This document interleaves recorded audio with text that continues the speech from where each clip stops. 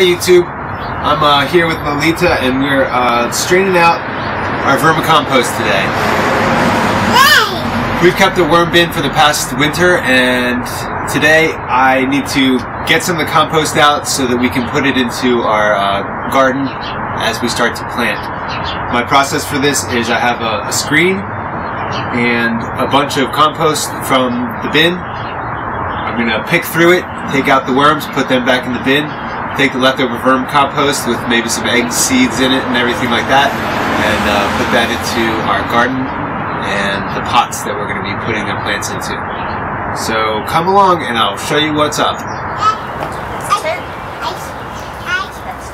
Picking through the worm compost is a pretty time-consuming process, but the advantage is it's not hard, and you know, if you get a couple people together, it goes relatively quickly. I found that while there were a lot of tiny worms in there, it really wasn't worth time to take every single one of them out. I think that they'll do well in the garden where they go. They start a new colony, lay eggs, and benefit the soil where I put them. And I ended up just taking out a worm bigger than an inch. I was also surprised to find out how messy my compost is. I mean, obviously there's eggshells in there, the worms can't digest those, but there's a lot of straw, and for some reason I thought it was wise to put sticks and chunks of vine in there, things that really wouldn't break down well. I started my first worm bin last June.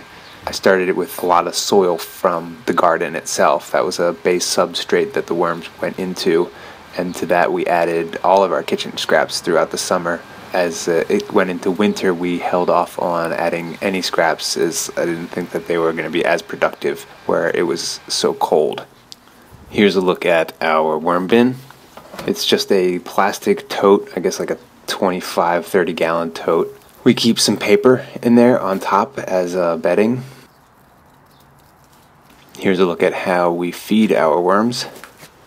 We send most of our kitchen scraps, which are usually broccoli stalks, carrot ends, celery ends, onion ends, through a food processor, and then added that onto one side of the compost bin only.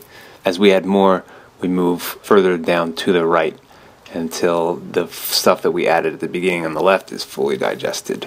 To keep the worms from freezing over winter, what I came up with for free was a light bulb lowered into a jar wrapped in foil to keep it light tight from the worms, and that's done wonderfully. Sometimes on warm days you'll go out there and there's a nice layer of condensation on the lid of the bin itself.